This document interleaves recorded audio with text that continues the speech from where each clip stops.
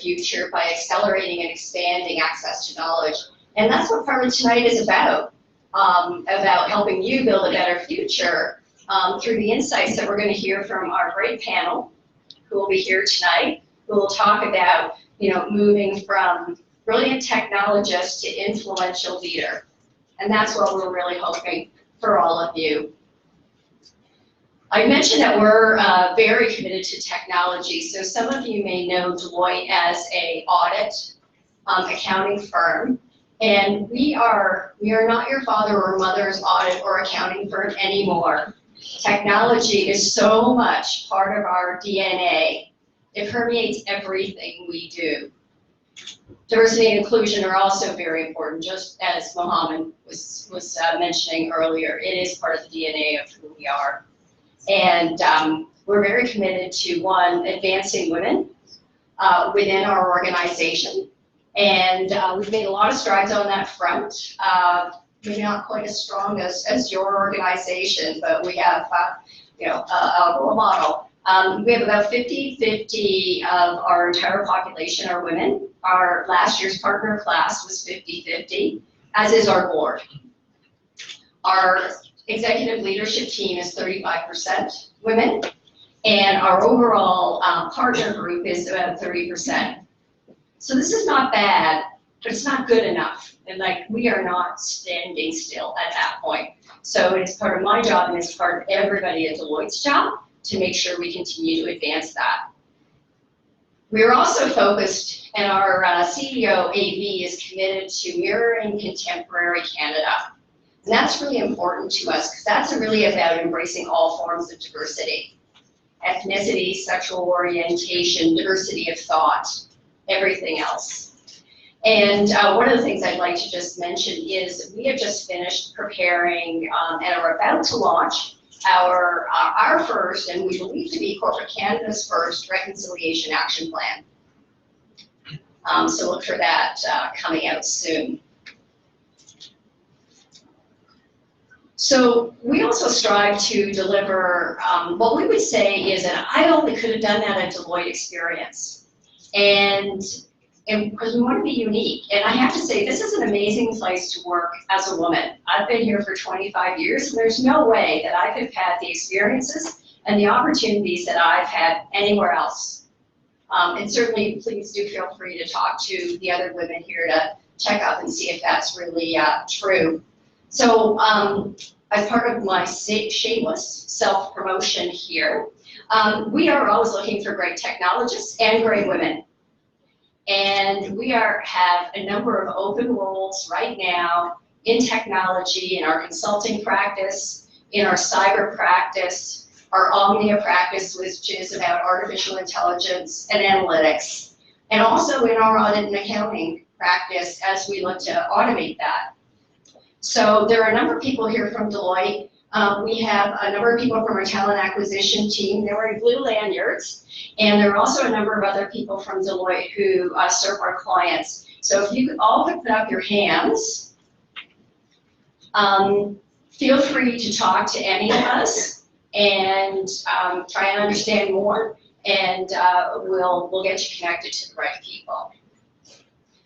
So now it is my great honor to introduce Mayor John Tory. John's a man that I've admired very much through watching his career, and I'm very glad that he's our mayor. He's spent his life giving back to the city and to the community.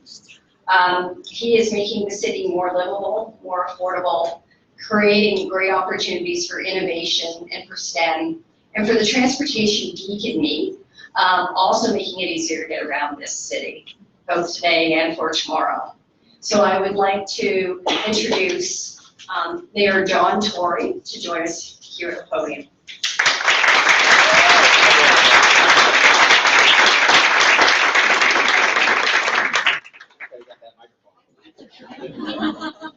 I can show you, it's not very nice. Good evening, and thank you so much. Can you hear me okay? Thank you so much for that kind introduction. And I should say, first of all,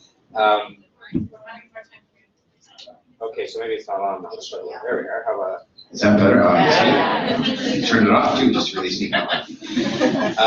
First of all, I am so happy to be here with my friend Mohammed.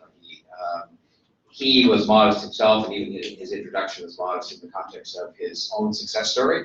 When we want to talk about it, I'm so glad to hear him say that he's mentoring 20 people at a time.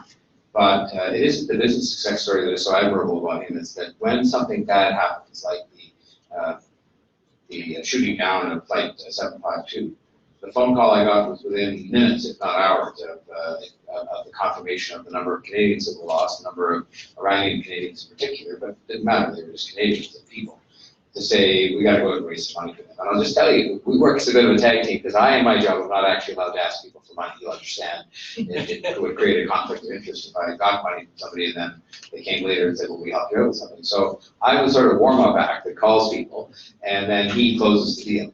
And so just today, I'm not going to name the company because they just confirmed, just while we were sitting here in the front row of this auditorium, we got somebody to give us $100,000 that we didn't have when he spoke upstairs 10 minutes ago.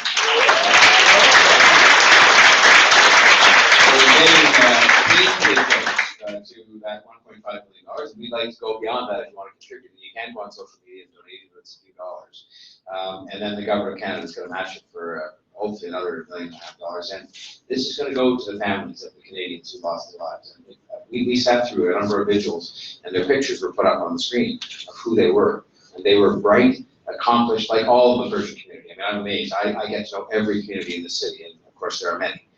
There is not one that I meet that is more accomplished and more respected and more respectable than the Persian community here. When you saw the pictures, they weren't all from Toronto, of course, but they were just people like that.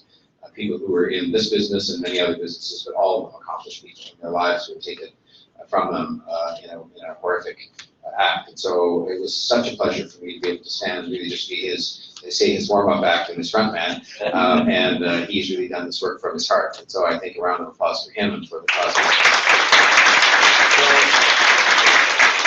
Secondly, I wanted to say thank you to Deloitte. I think it's wonderful that they use this wonderful space. I tell them that I'm jealous every time I walk by that sort of coffee shop on the street level there, because you can't get in. I mean, even I probably, if I knocked the door and said, yeah, but I'm there. Well, sorry, if you're not with Deloitte, you're not in the coffee shop. But, it's typical of this firm that I used to do some work for before I was there, that it's a very humane, caring, professional firm. And to me, that says a lot when you're a firm like that. I mean, every professional firm is professional, but there are the ones that separate themselves by being humane and caring and engaged in their community, and this is really no exception to that.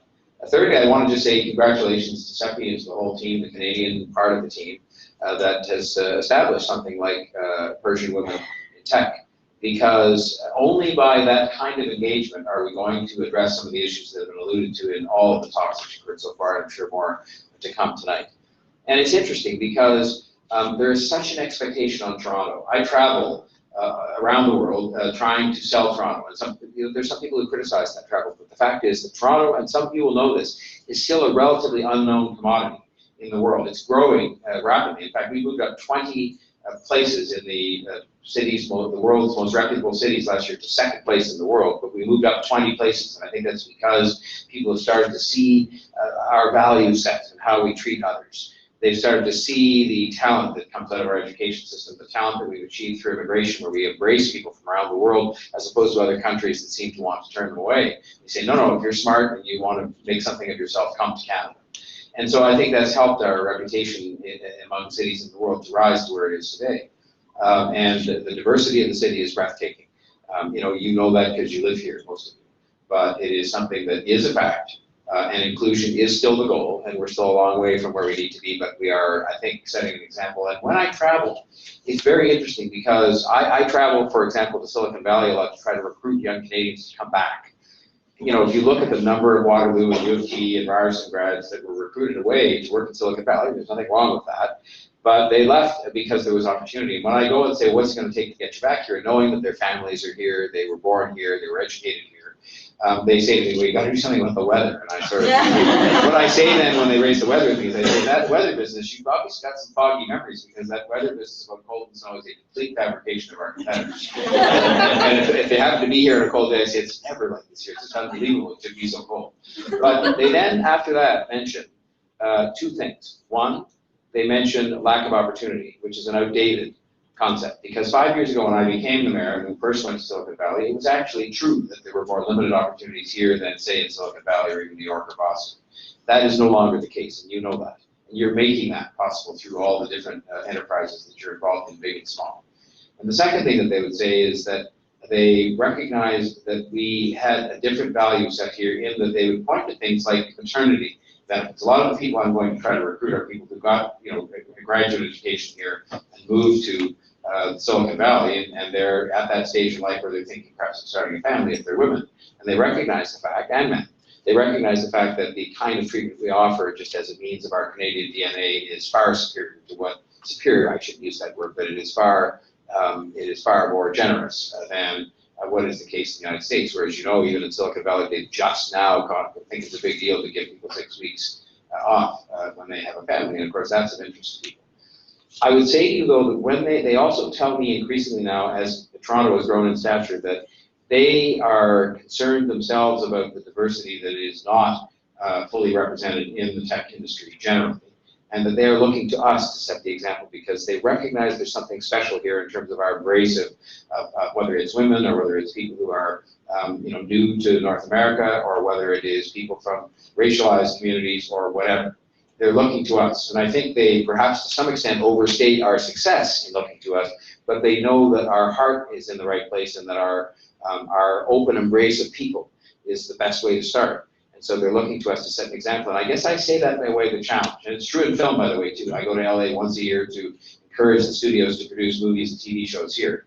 And of course, there's been a dearth of diversity in the film and TV business as well, especially as regards both gender and racialized communities. They are looking to us when they come here to set the example and show them there can be black and brown-skinned people in front of the camera and behind the camera in every single position. And we are leading the way in responding to that by having positions and training programs for those positions in front of and behind the camera that will make sure when they get here, we have people from every walk of life, every nationality, every sexual orientation, every faith that are going to be in all those positions in film. We're not quite as far advanced in tech as yet, and I would say that the key to that advancement in terms of being able to set that example for the rest of the world when they come here looking to invest, which many of them are doing, as you know, is in this room. And it's in the room of the convention I was at a month or so ago called Be Future, which is about black Torontonians in tech, men and women. And I said to them the other day, because I spoke to an event they had just about 5 days ago, and I said, it is up to you to help me, because government can do so much. I mean, we're not going to solve that problem by passing rules. We're going to solve the problem by having people that are in this room going out and telling the story of Canadian values, telling the story that Canadian values say that we include people, that we embrace people, and that we want everybody represented in our industries, including in particular the industry that represents the future of the city, which is tech in all of its respects and in all of the impacts it will have on traditional industries like financial services and life sciences and so on. And that we then take action ourselves to make that happen. And just the existence of women, the Persian women in tech, is a step in the direction of taking that action, but it takes more than that. It takes you to become ambassadors and people who are going to go out into the community, into the classrooms. The fact that many of you are Persian women in tech doesn't really matter. You're women in tech, and you can go to talk to the girls today who still, if we're being honest about this, in our school system, don't necessarily feel the sense of encouragement. I don't think anybody's pushing them away from being in tech, but I'm not sure anybody's really saying, you should do this, you can do this, you must do this, we need you to do this. And so I'm asking you to do that, to take that active engagement as individuals and perhaps through this organization's Toronto chapter, because we need that. And I'll conclude on this note. We need it for two reasons. We need it because women in technology or any other field of endeavor in our city and in our country should be able to do whatever they want to do and whatever their aspirations, and they should understand from a young age that they can do anything they want to do as just a matter of our basic Canadian values of inclusion. But secondly, if people don't buy into what I call the moral case, then they should buy into the business case. And if we are going to be the kind of successful tech city and just the successful city that protects our success and still ranks as high as we do in all those worldwide lists, then we need all hands on deck. We need everybody represented in every industry. We can't afford to have half or a quarter or a third of our talent in the city, whether they be black-skinned or brown-skinned or Muslim or Jewish or women or men. We need everybody on deck to make the city a success, both from the standpoint of the talent they represent, but the perspective they bring to all the different industries and to the community itself. And so whether you don't believe in the moral case, there are some people who don't for whatever reason, then fine. You must believe in the business case because that is a straightforward business proposition that if we take a quarter of the town, a third of the town, and exclude them from wealth creation and the creation of new enterprise and new professional opportunities in Toronto, then we're going to be weaker as a result of that in our ability to build a great city and a great country here. And so I just am so happy that you're doing this event. I go around to these events and basically my job I think is just to encourage people, to tell them that the mayor of the city is in their corner, that the city is in their corner, that this city is full of opportunity, that we have a big job to do in respect of marginalized communities in the city that would think that the opportunity represented in a building, in a room like this is as far away from them if they live in Rexdale or Malvern and Scarborough as being on the moon. And we've got to fix that. And that's only by us going to them, not expecting them to find their way downtown to the Deloitte building, no offense. And that's something that I'm trying to do and encourage people to join me doing that, because that is how we're going to build a truly great city that will be deserving of all the accolades we get. We deserve most of the accolades we get, but we need to really up our game to make sure that we can continue to stay on the top of these lists and continue to be a city of great opportunity. So I wish you well in this meeting. If you see me go to sit at the back, it's not because I'm leaving. I do have to leave probably before the evening's over, and it's not because I don't like sitting next to Mohammed. I like sitting next to him a lot. He's a great Canadian business person. But I thank you very much for your attention, and I wish you well for the rest of the day.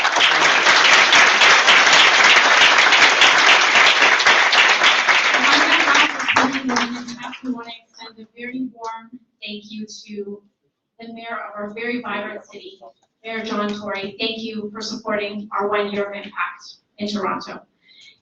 I see you're holding our token of thanks. We hope you enjoy that.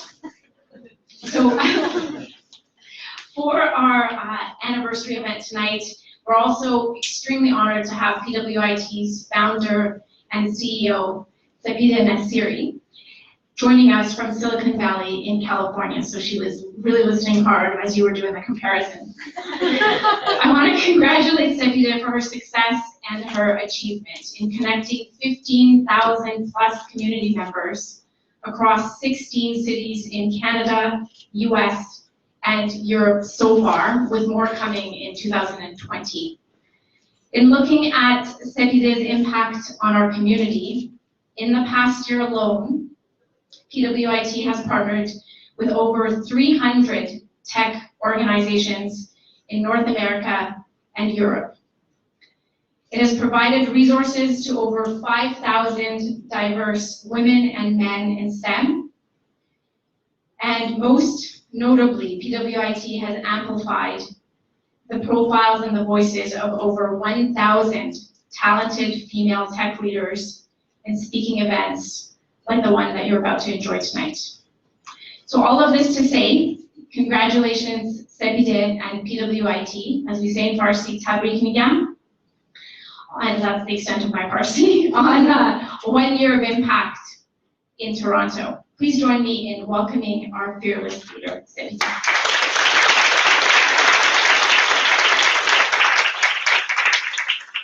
I like to be down here, and I'm going podiums. I like to be close to the audience. So thank you so much. Really appreciate it you're here today. We're a full house. My name is Sepideh Nasiri. I'm the founder of Persian Women Tech. Before I talk about Persian Women Tech, I always like to get a sense of the room. So show of hands, how many of you are technical? Engineering, data science, any technical background. That's your 90% that we have in every single room. How many of you are entrepreneurs? Founders of companies? Entrepreneurs, starting something within the bigger companies, an idea that, where are my investors? Investors? All those entrepreneurs, you know where to go to for money. Well, Toronto, thank you so much for such a warm welcome from everyone. For the past 1 year, as you heard, we have had incredible impact here, and diversity and inclusion is such an important part of every day, wherever you work. One thing I get a lot asked is, why are the men here at this event if it's Persian Women in Tech?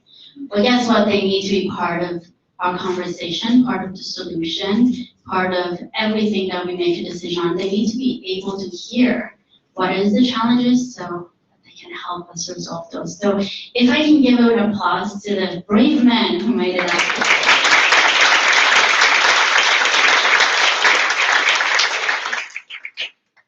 I usually talk about Persian romantic and what it does, but I think at this point you know the impact that it has created in your city. We're connecting our community and impacting the community by working together with the entire city. So it's not just about the Persian woman in tech, it's actually about the entire ecosystem. Creating a sense of belonging so that you can connect, receive resources, like an incredible space here. Thank you so much to Deloitte, Brian, Maggie, Mary, Nira, and the entire team for hosting us here and allowing us to be in your house.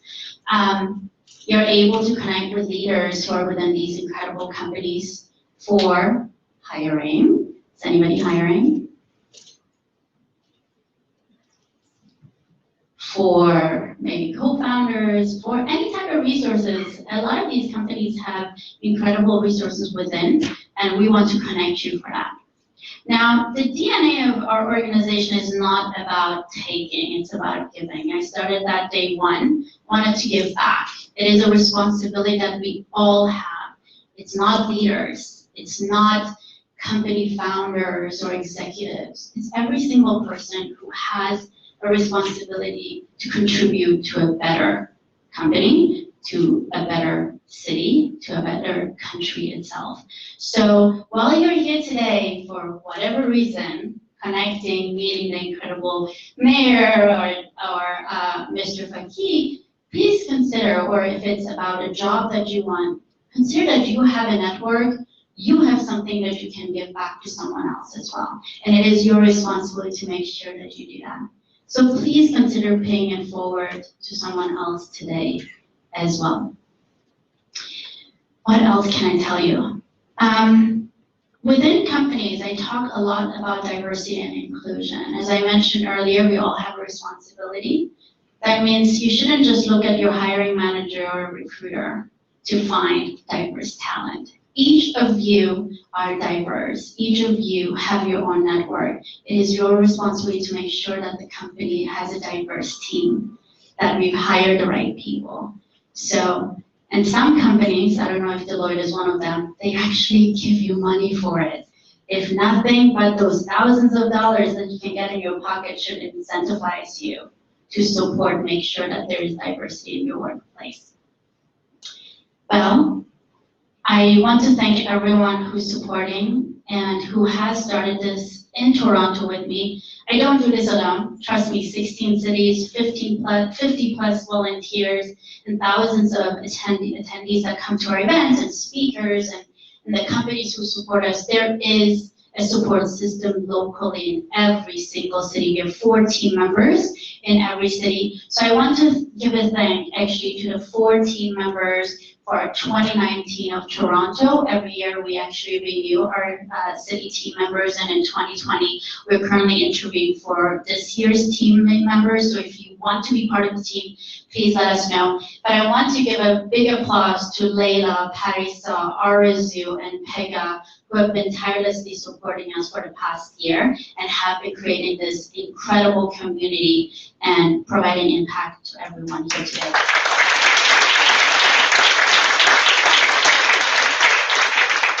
I also want to thank all the companies who have supported us, but especially our new board of directors. Thank you so much to Saida John and Sarah John for joining and hopefully gearing us to even do more than we have done before in the past several years. I'm so lucky to say that 5 years in, it's just the beginning. Thank you so much for coming. If you want to get involved in any way, please ping us, email us. There are many people here who can support and make sure that if you want to contribute, you're able to. Without further ado, I would love to ask for Nira and our panelists to come on stage to talk about a topic that's very dear to my heart, which is your path from a brilliant technologist to a fearless leader.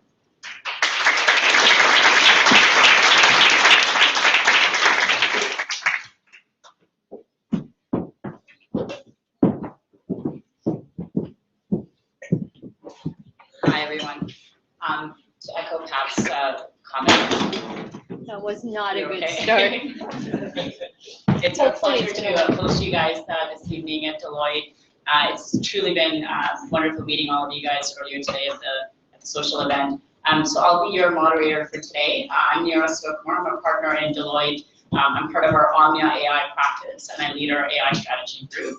I started my career as a software developer and have over time grown into the position that I am today. So happy to talk to you guys all about the experience that I've personally gone through. So it's my pleasure to introduce you to our panelists for today.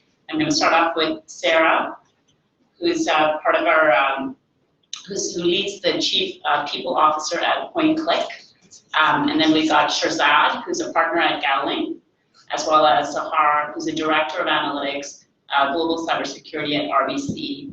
I'm just going to ask you guys to give a little bit more background about your story in terms of technology and leadership. So I'm going to start off with Sahar, if you can talk about a little bit more about your story, and the more personal stories you can tell, I'm sure the audience will love that. Okay, thank you.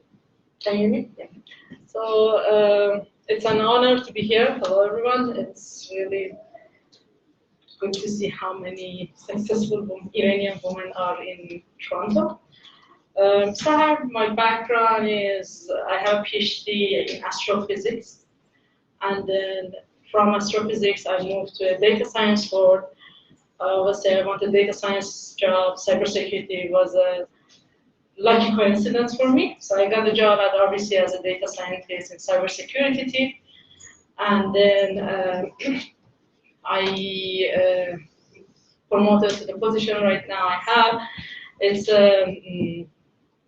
I'm leading a data science group in a security team that works with different horizontal bank, with the fraud team, with AML team, with capital market, and try to identify fraudulent activity, like money laundering activity, any cybersecurity attack using any online channel. Obviously, so we use machine learning techniques, different graph techniques, machine learning, neural network, deep learning, to identify any attacks comes through online channels at RBC and keep us safe.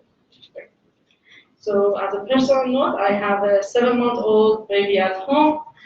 I know everybody says like maternity leave is really good. I agree it's really good here, 1.5 years.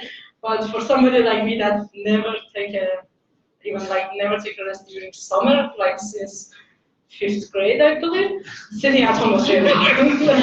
Like being mom is literally the hardest job anybody can have.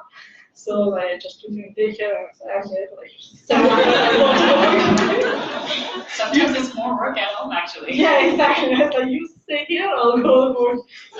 It's easier to lead as silent data science, cybersecurity. That is saying a lot. Yeah. So yeah. So Shahrzad. Thanks very much. It's really an honor to be amongst such high caliber individuals. Thank you for inviting me to be on this panel. My background is I'm currently a partner at the international law firm Gowling WLG. I'm by background an electrical and computer engineer, but my role at Gowling's is an IP partner, so I work in patents and I help high-tech individuals and fintech individuals in terms of protecting their innovations and their high-tech innovations before the Canadian and US patent offices, and arguing that before those offices and successfully procuring those. So I started as an electrical engineer at University of Toronto, and then progressed to Ryerson University. Grew up in Toronto. Moved here when I was 8 years old, and started in an engineering role. Worked at the typical tech companies, Nortel, Chrysler, Bell Canada, the ideal tech companies, and realized that I wanted something more and something different, and entered into the patent field. And it's really a great role for me where I am, because it allows me to both apply my client-facing and interpersonal, and my technical. So it's a great marriage of sorts. On a personal note, I have 3 kids, and primarily because I really enjoyed mat leave. And so you will get to that point. And that's about me. Thank you, Sarah.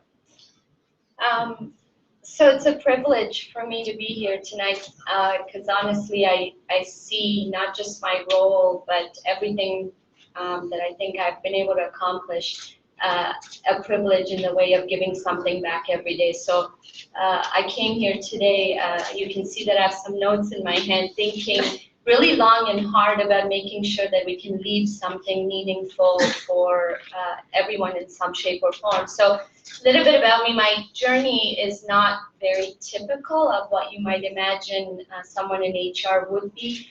I studied criminology. I was convinced I'm going to be a lawyer, a criminal lawyer, although some would say that that probably prepared me well for what I do today, but we can talk about that after if you like a little bit. I do have lots of great stories to tell. To my parents' dismay, I quit law school after 1 year. It just wasn't criminology and wasn't in the cards for me. But I was always very intrigued in human behavior, how we think, how we learn, why we make the decisions that we do, and things like that. So I pursued organizational effectiveness studies. So I got a master's in that, focusing on mergers and acquisition and integrating companies and people together to really be focused on a purpose and accomplish goals and do it successfully, accomplishing what they want to achieve. And so it's been a great story. I spent most of my career actually in mining. We have lots of stories I can share there too, as you can imagine. Very male-dominated industry. I led a global role. It was definitely a great learning opportunity. Also spent some time in engineering consulting, very much the same as mining, and always wanted to work in tech. It was my ultimate sort of career aspiration, and luckily the stars aligned and ended up landing an opportunity with PointClickCare to really lead their infrastructure and learning platform. But I'm an opportunist, and so the stars aligned 3 months into my job, and I ended up putting my hand up and saying, let me help you grow this organization to what I know it can be in Canada. Just to give you perspective, over 7 years I've spent there now. PointClickCare is the largest privately held, most successful Canadian-founded company today. We've grown it from 250 plus roughly employees 7 years ago to just about 1,600 today. So just to give you sort of where we're at. And anyway, the rest, it's been amazing. It's been amazing to date, and it's allowed me to actually do some advisory work for technology startups, which has been another aspiration of mine. So, and the journey keeps going. So I'm glad to be here. Thank you. Very impressive story, Sarah. So next question I want to ask. I remember, Shahrzad, when I was going up the partnership track, that I was very deliberate about thinking, do I want to take that next step? Do I see myself being a leader in the firm? Do I have the competencies? Does the firm see me in that role? So there was a process that you had to kind of mentally work yourself through before you sort of commit to, okay, that's the path that I want to go down. Tell me about your story. Was there a pivotal moment where you decided, this is where I want to go to as well? For me, I would say I've looked at leadership in a slightly different way. I don't consider leadership to be to happen in a single instance. I consider it to be an evolution of where I came from, who I am, and a vision of where I want to be.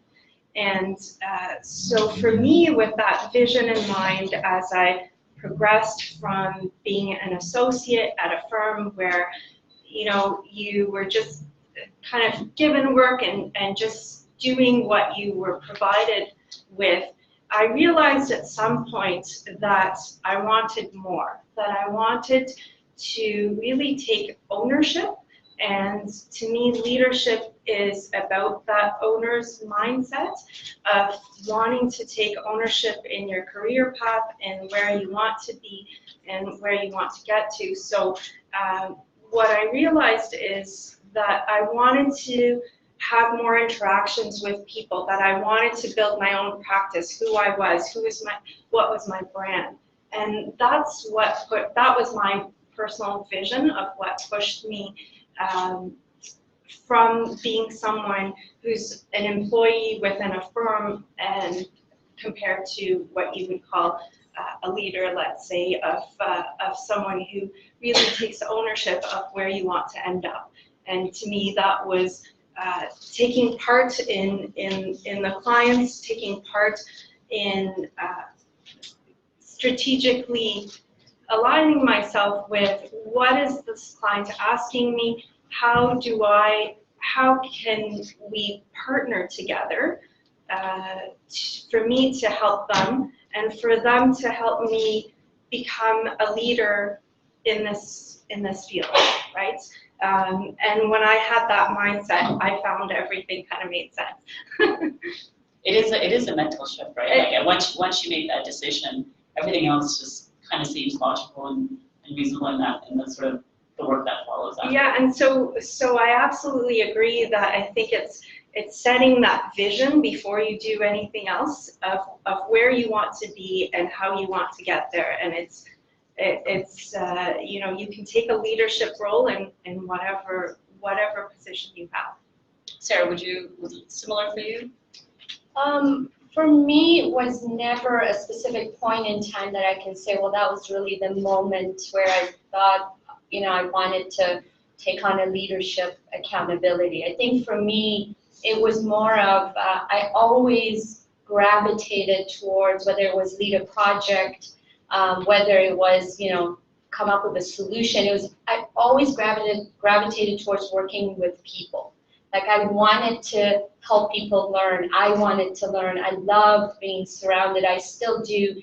People who are smarter than me. And it wasn't from a place of fear. It was actually from a place of it's an opportunity for growth. And so it really was two things I would say. Was one, because I wanted an opportunity to really impact, shape, influence, you know, the direction an organization was going beyond just what I was really good at. I wanted to have a chance to kind of touch every part of the company. And I'd say the number two biggest thing, which I kind of touched on earlier, people. I look at everything we do, just even forget about the fact that I lead an HR organization. We all have an opportunity to touch someone in a meaningful way, help them aspire towards greater things, do incredible work, right? Just be really good at something they love. And so for me, I saw it as, hey, I like that. I like mentoring. I like talking to people. I like learning. So this felt like the right path for me. Yeah. Sahar, I don't often get to meet leaders of analytics, especially in some of the bigger banks. Talk to me about your leadership story and what was the pivotal moment? So for me, like when I was like kid, if you come back to say Sahar, 10-year-old Sahar, hey, what do you want to do? I would say astronomer. Like everybody, I wanted to be astronomer, do my science. And then from that mindset, coming up to this role I have, there was a massive change of mindset. I think there were a change around 2 years, 2.5 years ago at RBC. There was a reorg happening, and then our team was a lead, like it was new team as well in the back, and it was in the tip of like, okay, they want to keep it or not. And what I knew about my team is I really believe the team's story. I really believe that my team can help people, and it was very important for me. So I stepped up. I started to make sure we deliver our projects. We see like the team delivers whatever they're supposed to do during that change area. Like I'm sure that people who work in a bigger organization have similar experience that a smaller group in the organization sometimes like they dissolve, they go in different directions, and I didn't want that to happen. I wanted the team works because good project, good story, and it's exciting, obviously. So I step up. I start taking responsibility, making sure I assign responsibility to make sure myself practically, making sure teams do whatever they're supposed to do, and then it didn't go unnoticed. And then my manager, our VP, our SVP noticed that ownership and rewarded me with my position. I was like, okay, you can lead that. They trust me to lead the team. And I'm happy to say, like, I would say it's successful delivery. Like after 2 years, it's a stable team at RBC. We are not that small unknown team anymore. Like people now believe that we can help them. And I see the similar initiatives in other banks happening.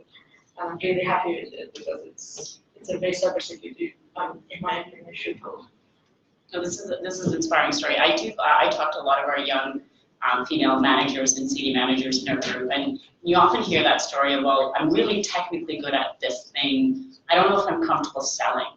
And then once they get good, comfortable at selling, they're like, I don't know if I could be a leader of the practice in the firm. And you find over time, the self-doubt is actually in you. It's not actually put on by the leaders around you. We actually trust you, and we know you're capable of a lot of things. And sometimes they'll ask us, like, well, do I have permission to do this? You absolutely have permission to do this. We'll get out of your way and carry on. And don't let a title hold you back from doing things that you can be doing to contribute to the practice.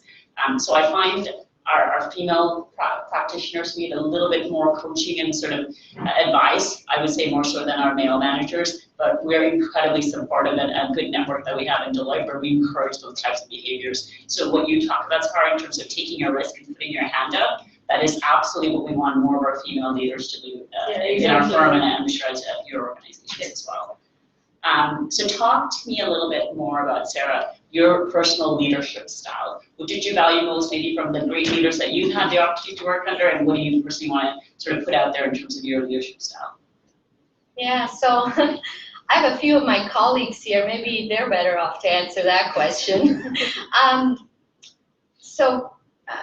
I'd say there's a few things. First of all, I really follow the philosophy of servant style, right? And what I mean by that is I start with people always remember what you do and how you make them feel, and almost never like what you said, right? So I start with that mindset, and then everything else for me is about how I show up and how I enable the team. I do see my role as remove barriers, make things easier for the team so they can do their best work, again, because I like to surround myself with awesome, smart people. As I said, some of them are in the room today. And then really be there to create purpose, to create clarity, provide direction, but that's it, right? I'd say the other thing is I do have high expectations, but they're not just of people around me, they're actually of me, right? So I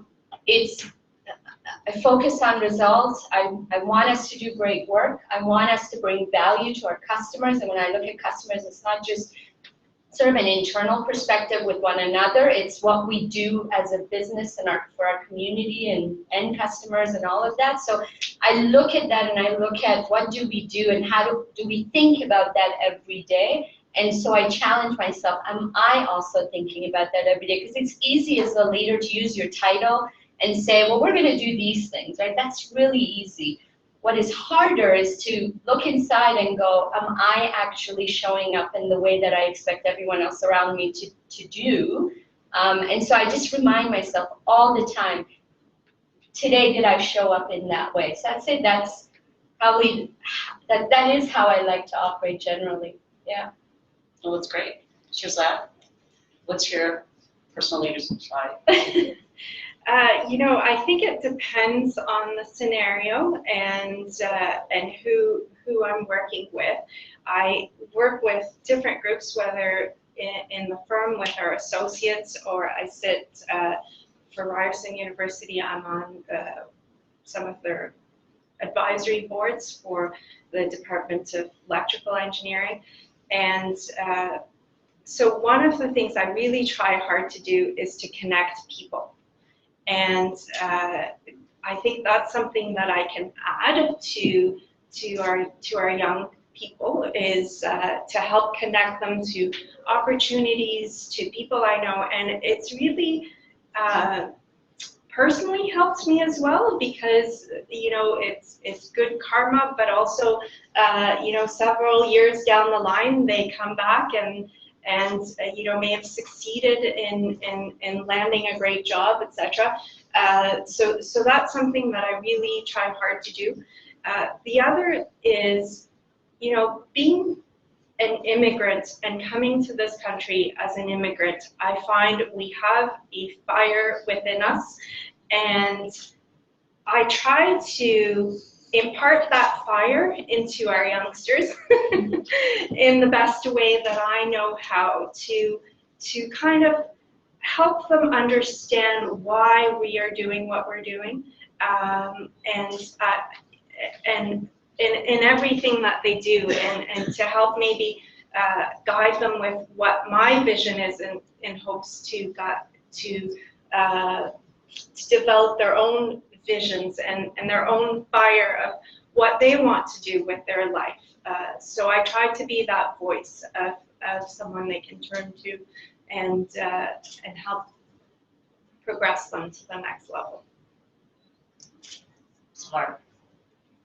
So my team are Leadership style. yeah, I'm going to say.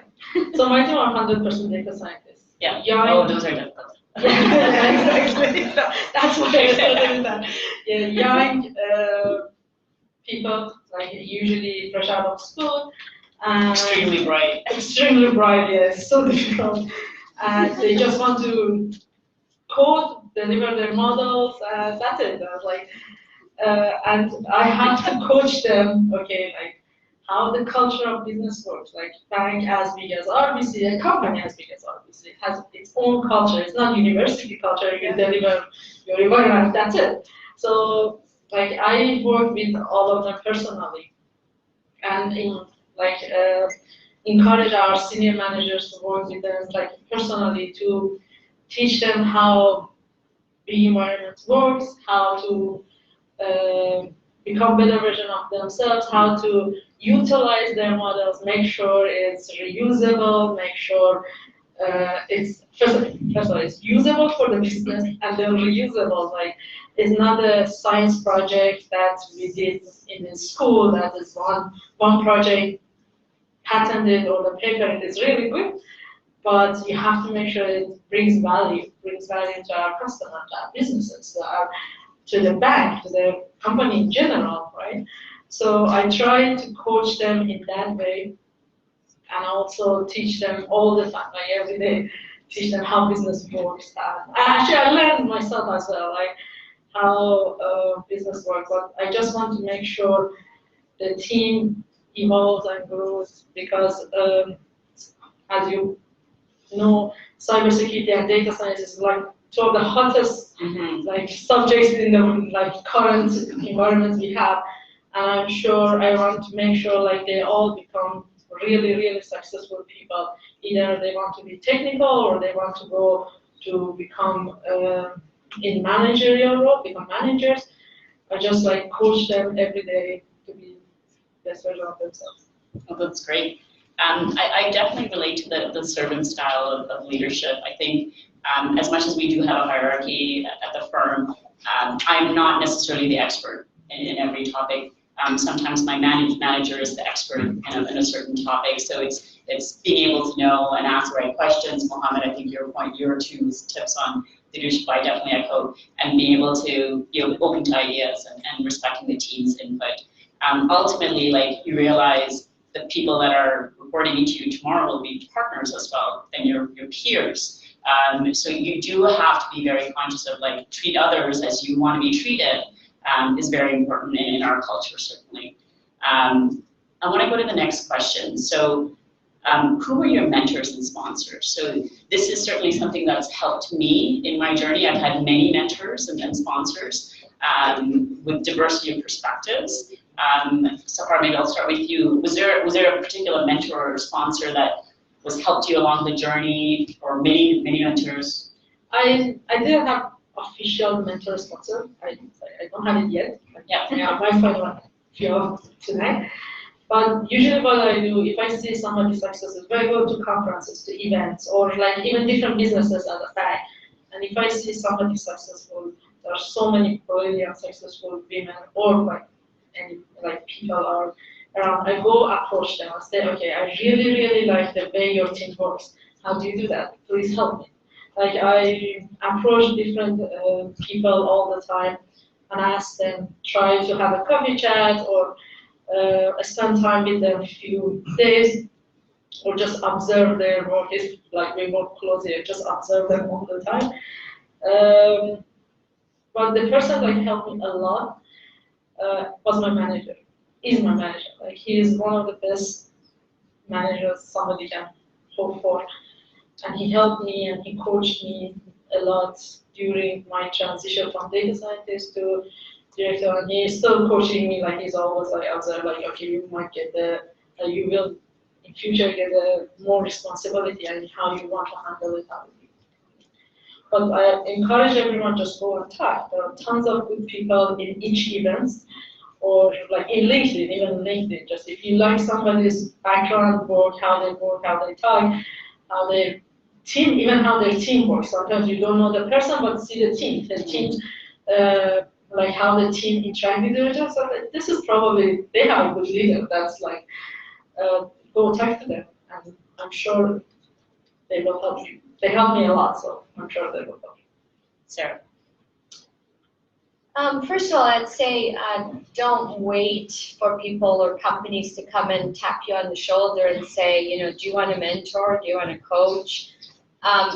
It's important, so just go out and find those people, right? So I'd say first, like, it's scary because they can say no to you if you haven't been thoughtful about why you're looking at them as a mentor or coach. So I would say don't wait, and also be very thoughtful about why you are seeking that individual out. So I share that because I learned that lesson from an absolute powerhouse, I call her a powerhouse, woman in the mining. And as I told you before, mining is so heavily, you know, swayed around male dominance around the executive and senior levels.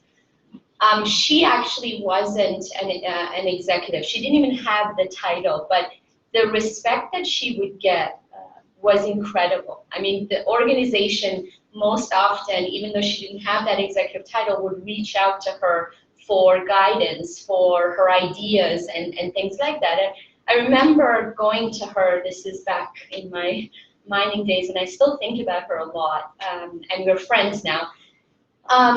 It was because I would see her and I would just think about how can I want to be her. Like I would look at her and go, I need to be her. So what am I going to learn from her that's going to allow me to kind of grow my career in that way? And what I realized watching her closely, eventually asking her to be my mentor officially, and over time I actually took her to another company and said, be my boss, was because even though she didn't have the title, she relied on her knowledge, her expertise, the relationships she built, and she was so great at that. And that is the way she really kind of brought the organization around her.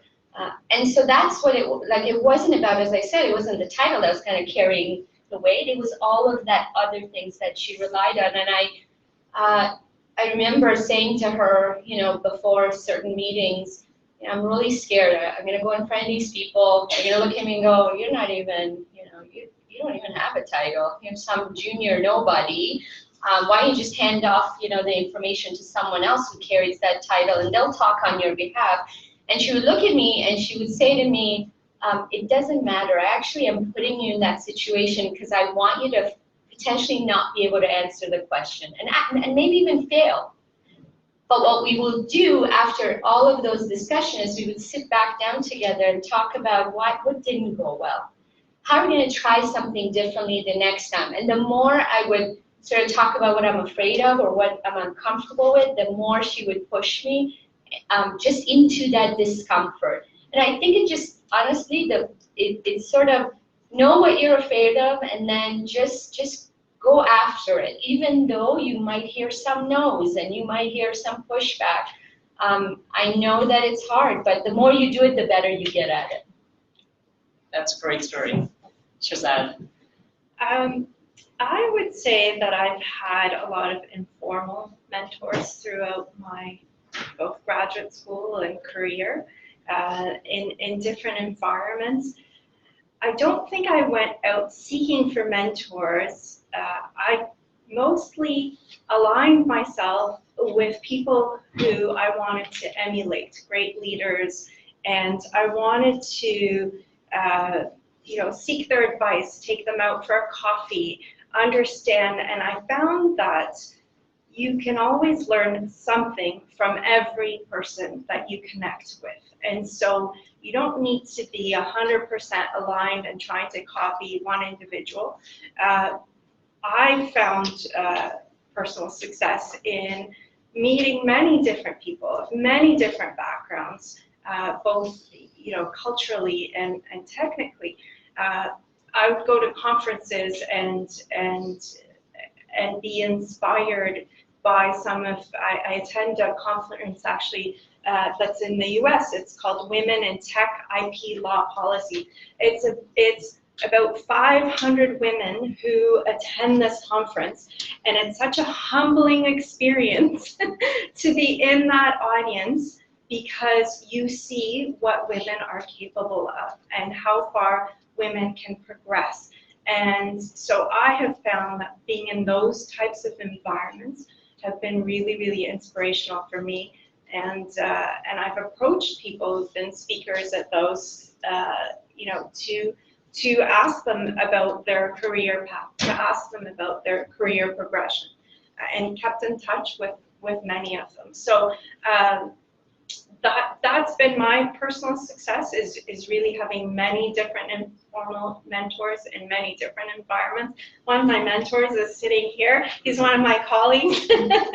and I do think that, Scott Jolliffe, I do think that you need champions in whatever you do, whatever you choose to do in your career. So choose your mentors wisely, someone who will support you, who will champion you, and who will root for you.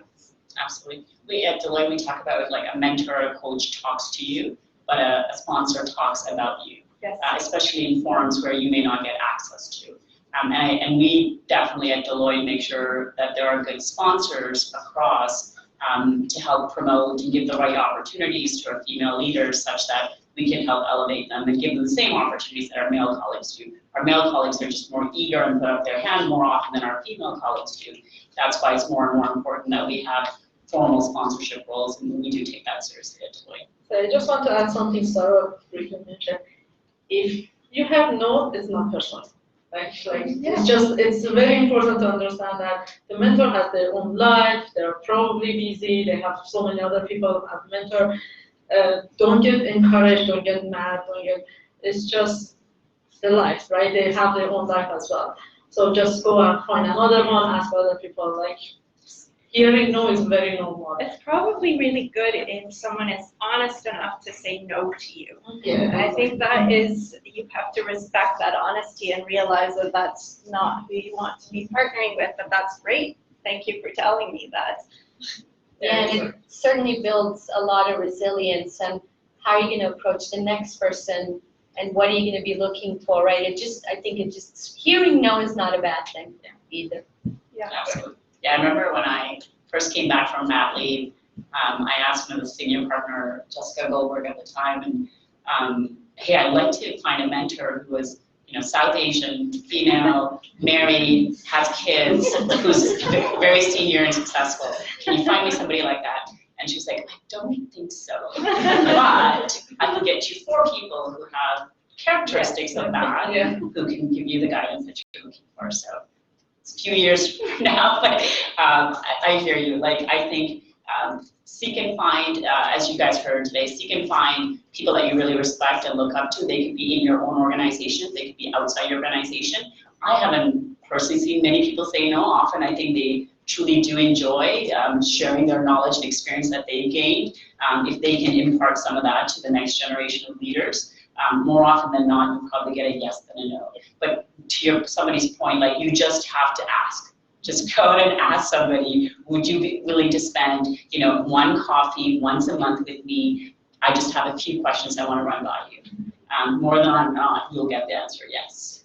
So with that, I'm going to close out. So what other advice would you guys give to our females here as well as our males here on how they can make the shift from a technologist to an inspirational leader? Sarah, I'm going to start with you.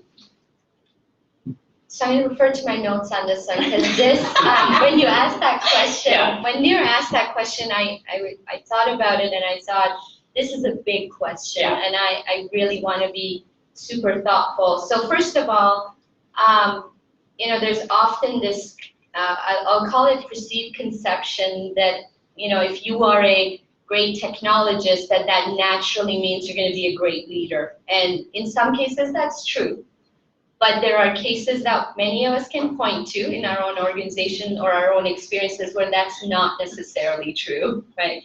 So I would say, first of all, really think about, go find out, do you even want to be a leader, right? Leadership is not easy work. It's extremely time consuming. It can at times be psychologically, emotionally very draining. So make sure you know that is what you want and love doing it. Because if you don't love doing it and you don't know, I encourage you find ways, informal ways. Lead a project where you have to influence people, you have to give constructive feedback. You're not actually a leader by title, but you have to work through that influence to bring people together. Test that out before you kind of say, hey, I'm ready to now officially lead teams and organizations and so on. So that's the first thing I would say. A few other things that's really top of mind for me is, again, as a technologist, you often find yourself problem solving, right? And yes, as a leader, you may be problem solving, but likely if you're an exceptional leader, you're not problem solving, you're bringing people around you who can do the problem solving. What you're doing instead is you're removing the barriers, you're clarifying the purpose, you're spending your time. I always talk about like 10 times 10 different ways, talking about why this purpose, why this goal, why are we trying to accomplish these things? And then you're really empowering people around you to be that problem solver, right? I'd say make sure that you have empathy for people.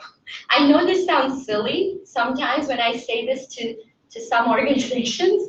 I get a smirk, but honestly, it starts with having empathy for people, a sense of curiosity to really want to listen and really kind of dig into the brilliance that actually exists.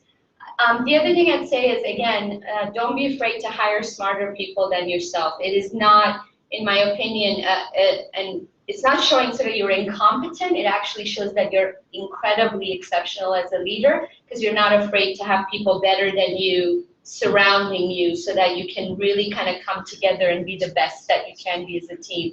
And last, for me personally, is be a lifelong learner. If as a leader, you're not consistently looking for ways to get better, I will tell you that there will come a time where people don't just outshine you. They're not going to have the same, I would say, level of respect that you would respect from a professional standpoint. And so when I think about being a lifelong learner, just do whatever, network, read management books. You talked about the conferences. There are so many great ones. One that is top of mind for me is called Judy Project. And so if you have an opportunity to learn from some of the most accomplished senior female executives around the world, why not? It's lessons learned. I just want to, I mentioned read books. I want to talk about two really quick books because I feel like if I had been given that when I was sort of really transitioning to more of a senior leadership role, I think it would have really opened my eyes and made me even more successful faster to help the team around me be that much better. One is Start with Why. If you don't know Simon Sinek, holy cow, go and YouTube that man. Start with Why, because I talked about a leader's role being all about focusing on the purpose, right? Like what's the goal, what's the purpose, what's the why, and then enabling people around you to really do the what and the how, right? So that's one. The second one I was thinking about, and a colleague and a friend gave me this as a gift, and now I walk around with it. No joke, it's in my bag, and it's called Essentialism, which talks all about how you can do less but actually accomplish more. And as a leader, we have a tendency to kind of pile it on because the organization says we got to do all of this and we want to just take everything on. But in this case, how do you prioritize? How do you focus? And yet make a massive impact. So I'd say all of those, but if you can kind of spare some minutes and read 2 very helpful books, I would definitely start with those 2. Those are great tips. I hope you guys wrote down the books. Sahar. So, she started with everything else. One thing she mentioned is thinking from if you want to take a leadership role. First of all, think about this, do you want to take a leadership? And then try to think from what or how to why. How to solve this problem, what's the problem, to why they are doing that, what's the reason behind it. It's one of the things that helps you to lead your team better. And another advice I have for you guys is, if you want to take a leadership, start with groups and you don't feel comfortable. If you feel comfortable, go football. Go try to get management, ask your manager, I want to lead people, I want to become manager. But try to, if you want to test it, try to with a small project. Lead one of the initiatives in your team. I'm sure every team has lots of initiatives. Lead one of the initiatives. Tell your manager or your business partner, I want to work in this specific project. I want to lead it. I want to see end-to-end cycle of it. And my suggestion is from experiment. For shyest person in my team, he did that and he was really successful. Work with the partners that you're comfortable with. Your team and that team are really close together. And it's a good partner of your team. The manager of the other team always helps people to grow as well. So start with working in such groups that makes you to build the confidence, to feel the pain, build the confidence, and learn how managing it, delivering the product from end, how it works from end to end. Other things is if you want to start experiencing people management, and again, if you don't feel comfortable to manage a full-time people, ask for managing course, internships. It gives you experience. It gives you feeling of how to lead the people, and then you can build your confidence and go from that. And again, meet people, go to conferences, and I think one of the most things is from what to why. This is very important to think in the why area than what or how. Especially in your area, you really have to understand what the business is exactly. As well, right? Yeah, exactly. For you to be a good technology provider. Exactly. Shahrzad.